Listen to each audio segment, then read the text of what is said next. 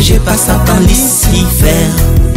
Le vent gît en sommeil, la vérité ne plus prêcher. Séduits par la chair et le monde, ils sont piégés par Satan Lucifer. Mon Dieu, envoie-moi.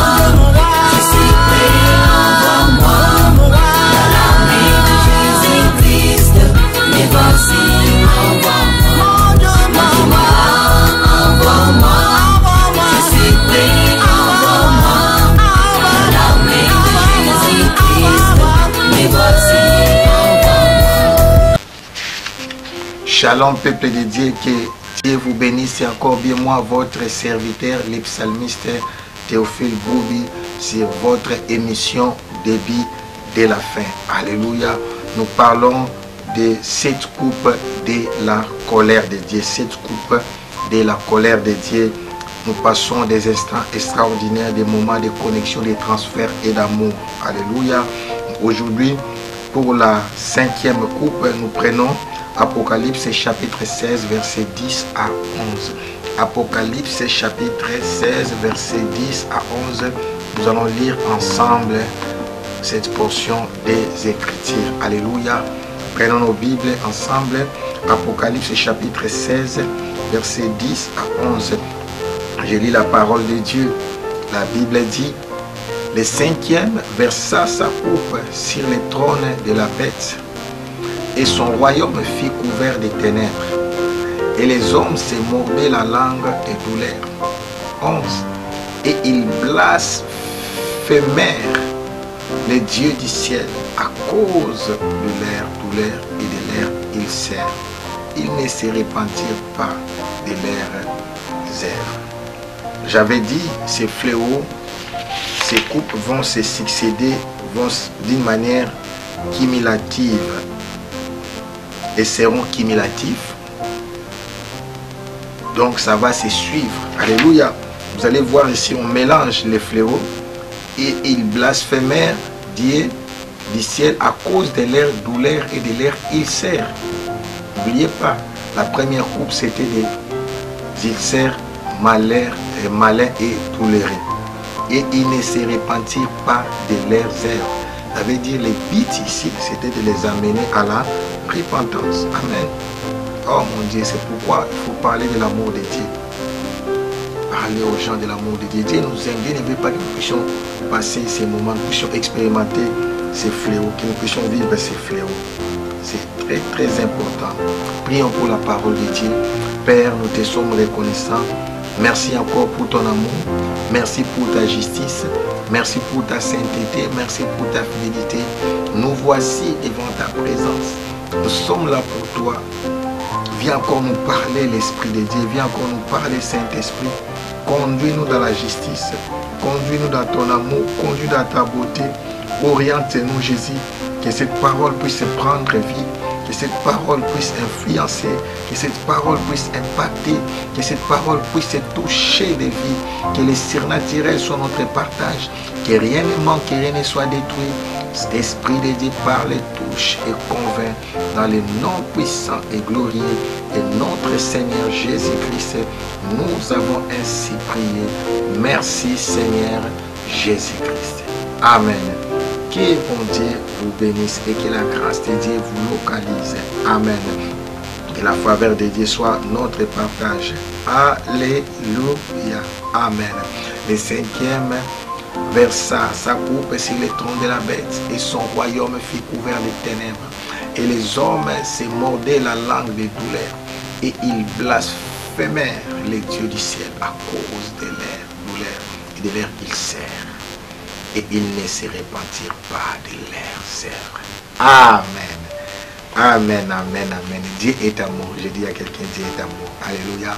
Nous sommes à l'université de la grâce, à l'académie de la grâce. Lui parle de la révolution amour. Révolution amour. Amen. En partant toujours de notre principe de l'introduction 1, tout au long de la manifestation historique de la colère de Dieu du jardin d'Éden jusqu'à l'exploitation finale de sa colère eschatologique, il existe un paradoxe étrange.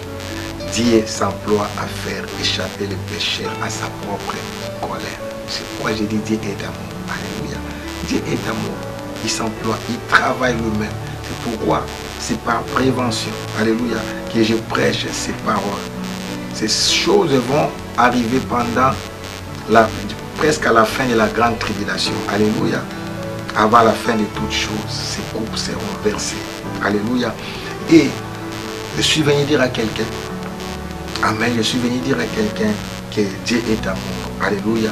Dieu est amour, c'est pourquoi il est mieux. Il est mieux, j'ai dit, il est mieux de prêcher l'amour de Dieu. Surtout au monde, surtout aux païens. Et c'est l'amour qui conduit à la crainte. Amen. À l'obéissance. C'est pourquoi j'ai choisi, j'ai opté. Moi aussi, c'est le bon choix. Les deux messages sont bons. Je n'ai pas dit que prêcher la crainte de Dieu, c'est pas mauvais. Ou c'est pourquoi il y a des gens qui font des commentaires. On n'aime pas prêcher la crainte de Dieu. Amen. C'est bon, c'est bon. Mais je suis venu dire à quelqu'un, c'est de lui, par lui et pour lui que sont toutes choses. C'est ce que j'ai mis en bas là. Qui, écoutez-moi, qui, par sa sainteté peut approcher la sainteté de Dieu? Qui? C'est ça ma question. Beaucoup disent, ah, vous n'aimez pas prêcher la crainte de Dieu. Qui par sa sainteté peut approcher la sainteté de Dieu? On prêche la sainteté, on prêche la justice, mais la justice de Dieu et la sainteté de Dieu. Et pour dire que nous sommes des pauvres pécheurs, nous ne méritons pas, nous avons besoin de lui. Sans sa justice, personne ne peut être déclaré juste. On est justifié par la foi, non pas par nos œuvres. On est sauvé par délibération. C'est pourquoi celui qui comprend la sainteté de Dieu reste humble. Celui qui ne comprend pas la sainteté de Dieu, il est orgueilleux, il se croit saint. Vous savez pourquoi on croit que nous sommes saints? On regarde le comportement des autres. Tu dis, ah, moi je crains Dieu plus que l'autre. Hein, parce que moi je ne commets pas l'impudicité, je ne commets pas l'adultère, je n'ingéris pas, je ne mets... Ah, et des mauvaises pensées. Ce qu'il y a dans ton cœur là, dans tes pensées là, qui voit? Alléluia. Qui voit? Même murmurer. Il y a des gens qui sont des hypocrites, ils ne disent rien. Ils disent, je dis rien. Oh. Alléluia. J'aime comme les Ivoiriens parlent. Il y a même des gens qui ne font même pas de commentaires. Il est calme et silencieux, mais dans son cœur, jaloux. Amen. C'est pourquoi moi j'ai opté prêcher l'amour de Dieu, qui puisse parler sur la condamnation. Alléluia. Quand quelqu'un comprend que Dieu l'aime, il va craindre Dieu. C'est pourquoi j'ai dit le message de la miséricorde et de la grâce de Dieu nous conduit à la crainte de Dieu. C'est vrai. Si quelqu'un comprend vraiment l'amour de Dieu, il va voir la crainte de Dieu. Parce que les liens de la perfection, c'est les liens de l'amour. Alléluia. Et la perfection, c'est les liens de l'amour. C'est important. Alléluia. Alléluia. Et c'est ce que nous allons voir ici. Lors des versements du 5e coupe, on dit le 5e ange versa sa coupe sur les trônes de la bête et son royaume fut couvert de ténèbres et les hommes se mordaient la langue de douleur. Qu'est-ce que Dieu fait? Dieu va dans la source. Alléluia. Il va verser sur les trônes du diable. On va parler des trônes du diable aujourd'hui. Alléluia. Les trônes de la bête. Amen. La bête, c'est, vous comprenez, les chefs politiques, on ne sait pas.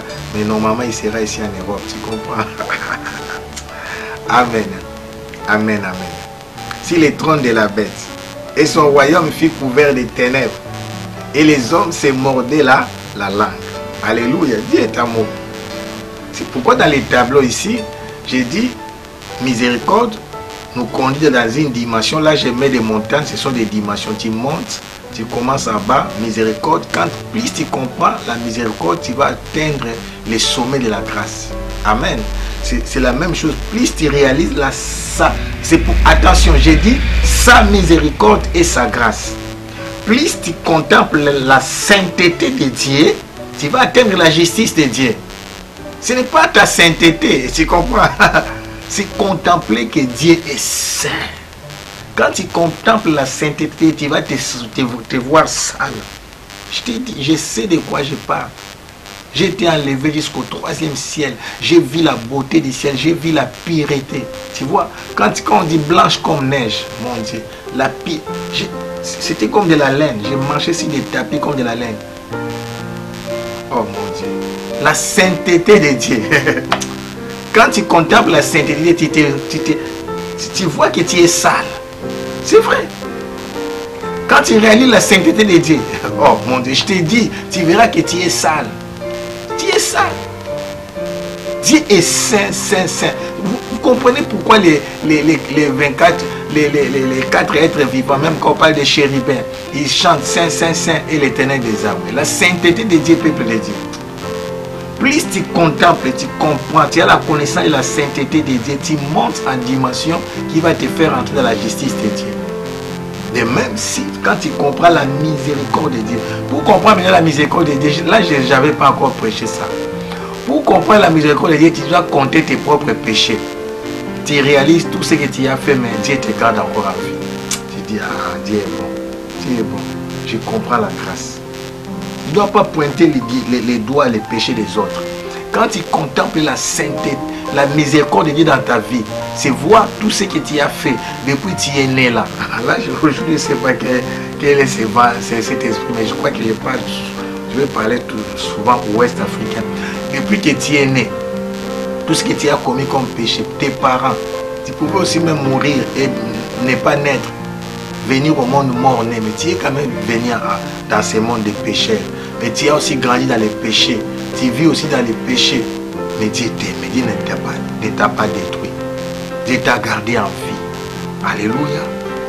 Tu dis non, Dieu est bon pour moi. Il est bon. Sa miséricorde dira toujours. Son amour n'a pas de fin. C'est ça la grâce.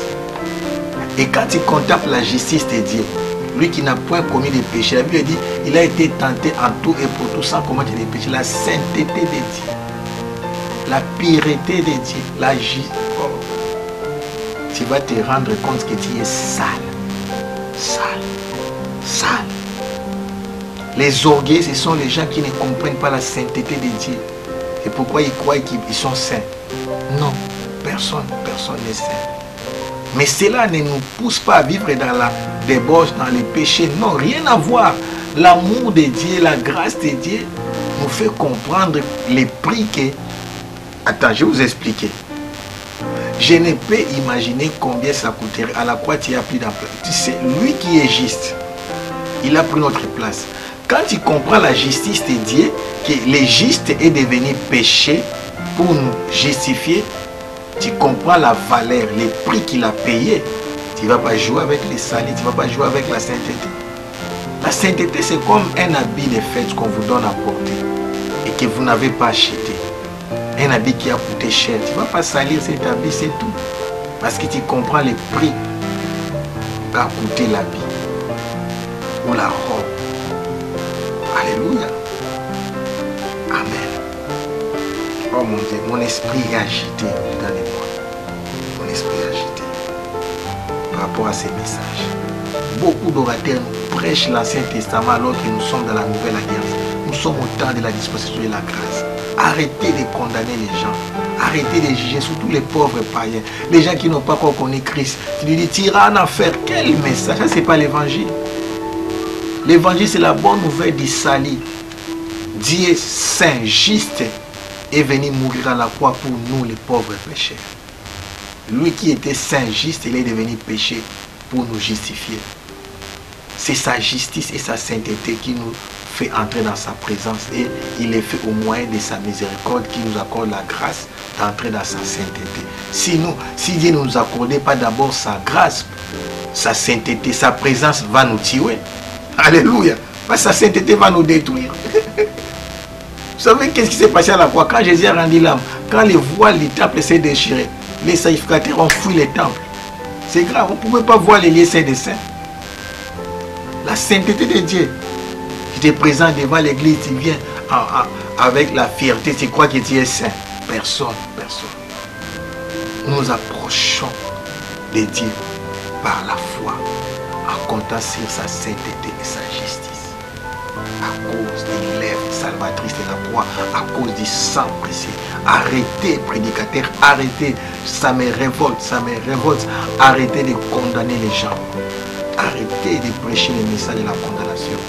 Dans le salut, il y a la nature de Dieu, sa sainteté, sa justice, mais aussi sa miséricorde et sa grâce. Que mon Dieu vous bénisse. Alléluia. Amen.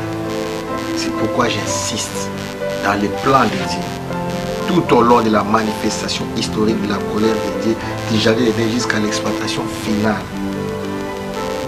de sa colère eschatologique. Il existe un paradoxe étrange. J'insiste. Dieu s'emploie à faire échapper les pécheurs à sa propre colère. Amen. Je prêche la coupe de la colère, mais avec amour. Amen. Je dis avec amour. Avec amour, avec amour. C'est pourquoi je ne prends pas beaucoup de temps sur la coupe. C'est pas la préoccupation de Dieu. C'est pas la préoccupation de Dieu. C'est pas ça. C'est à titre préventif. Dieu veut vous prévenir que c'est pas pour vous ça. C'est pas pour vous. Écoutez, je lis encore le 5e verset, sa coupe sur les trônes de la bête et son royaume fut couvert de ténèbres et les hommes se mordaient la langue de douleur. Ils blasphémaient Dieu du ciel à cause de leur douleur et de leur essai. Ils ne se repentirent pas de leurs œuvres. C'est pas pour nous. Ceux qui avaient la marque de la bête, qui avaient adoré l'image de la bête. On dit comme il les fit il y a fort longtemps en Égypte. Exode 10, 21, 29. Dieu intensifiera la souffrance du monde impie en faisant disparaître la lumière. Ça s'est passé aussi en Égypte. Quel que soit les lieux exacts où la coupe est déversée, l'endroit où sera son trône, les ténèbres finiront par engloutir toute la terre qui constitue le royaume mondial de l'Antichrist, l'ordre mondial. Amen. Tous les royaumes de l'Antichrist sera dans les ténèbres. La bête sera tout aussi impuissante que quiconque devant la puissance de Dieu. On va voir l'incapacité, la faiblesse de la bête. Je parle à quelqu'un, il y a un Dieu au ciel. Le diable ne peut rien, il y a un seul créateur. Alléluia. Point B, les hommes se mordent la langue de douleur, une douleur plus intense et de plus atroce, mais avec cette même langue, ils blasphèment le Dieu du ciel. Alléluia. Oh mon Dieu, ils ne veulent pas se repentir, ils ne veulent pas. Écoutez-moi très bien, parce qu'on va avancer. Nous sommes à la 5e coupe. Les 5 premiers fléaux constituaient l'appel final de Dieu à se repentir. Donc les 5 premiers fléaux là. Quand j'ai parlé de la première coupe, deuxième coupe, troisième coupe, quatrième coupe. Est-ce que je peux récapituler? Nous sommes à l'école. Alléluia. La première coupe, c'est quoi? Quand le premier ange versa sa coupe, il sert malin et douloureux. Amen. Le deuxième ange versa sa coupe, sur la mer. L'eau de la mer, 70% des eaux, ça c'est l'eau, mer y compris l'océan, devient du sang. Ce sont les êtres qui vivent dans la mer qui meurent. Troisième ange versa sa coupe sur l'eau douce, les sources d'eau et les fleuves se transforment en sang. Quatrième ange sur le soleil. Le soleil va se transformer en chaleur. La chaleur là va brûler les gens. Cinquième trompette, nous voyons la coupe est versée sur les trônes des diables. C'est les ténèbres. Amen. Mais écoutez maintenant. Les 5 premiers fléaux constituaient l'appel final de Dieu à se repentir. Les pécheurs ont fait fi, c'est-à-dire ils n'ont pas voulu de cet appel et sont donc maintenant confirmés dans leur incrédulité. Attention, les 2 dernières coupes qui renferment les plus sévères de tous les jugements seront déversés sur les impénitents, les plus endurcis et les plus implacables. Alléluia. Et ils ont résisté. Ils ne veulent pas se repentir. Ils ne veulent pas changer. Ils s'accrochent à leur mode de vie. C'est pourquoi je dis à quelqu'un, répands-toi, Dieu t'aime. Je dis à quelqu'un, Dieu est amour. Dieu t'aime. Dieu veut te sauver. Dieu veut te sauver. Dieu veut te sauver.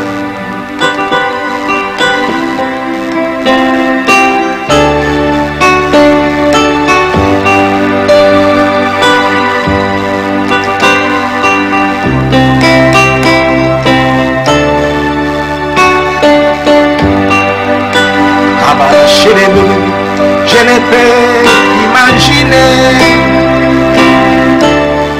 combien ça coûterait. À la croix, il a pris ma place. Mon Dieu s'est donné. Je ne peux imaginer combien ça coûterait. À la croix, il a pris ma place. Mon Dieu s'est donné. Il a pris ma place. Il a pris ma place. Il a pris ma place. Il a pris ma place. Il est fidèle. Il est fidèle, fidèle, il est fidèle, il est fidèle. Charamandaya, fidèle, Mandaracho. Mon Jésus est fidèle. Mon Jésus est fidèle. Mon Jésus est fidèle. Charamanda.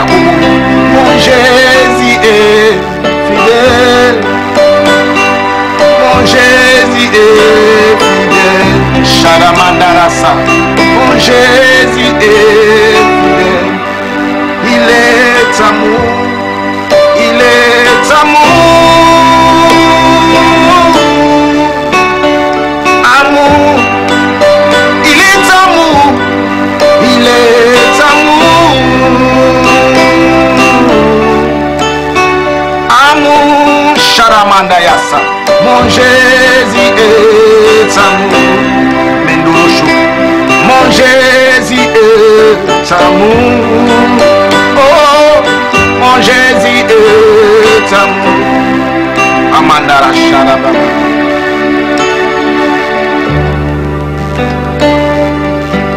Mon Teme Tintingai. Na Lukanza Bena Bombo. Chez les Mondoro Saraba. Mon Teme Tintingai. Na Lukanza Bena Bombo. Na Lukanza Bena Bombo. Na Lukanza Bena Bombo. Na Lukanza Bena Bombo. Na Lukanza Bena Bombo. Sharaba. Motimeti Ndingai. Na Ebanza Bena Bombo. Alléluia. Motimeti Ndingai. Yesu. Na Ebanza Bena Bombo. Na Ebanza Bena Bombo. Na Ebanza Bena Bombo. Na Ebanza Bena Bombo. Shuru Mundu. Na Ebanza Bena Bombo. Ah, il a pris ma place. Il a pris ma place. Sheda Kamanda Yasolo. Il a pris ma place. Que mon Dieu vous bénisse. Il a pris ma place. Que rien ne manque, que rien ne soit détruit. Il a pris ma place. Il a pris ma place. Il a pris ma place. Que rien ne manque, que rien ne soit détruit. Que les surnaturels soient votre partage. Que toutes les portes ecclésiastiennes s'ouvrent à votre faveur. À la prochaine. Ramadaracha. Il a pris ma place.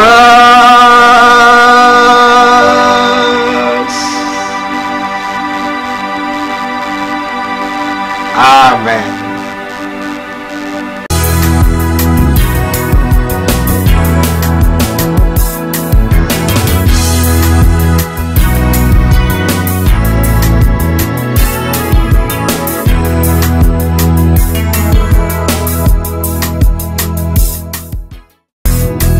Le serviteur corrompu, emporté par l'argent. Les femmes et les pouvoirs, ils ont échoué à leur mission. Le serviteur corrompu, emporté par l'argent. Les femmes et les pouvoirs, ils ont échoué à leur mission. Mon Dieu, mon roi,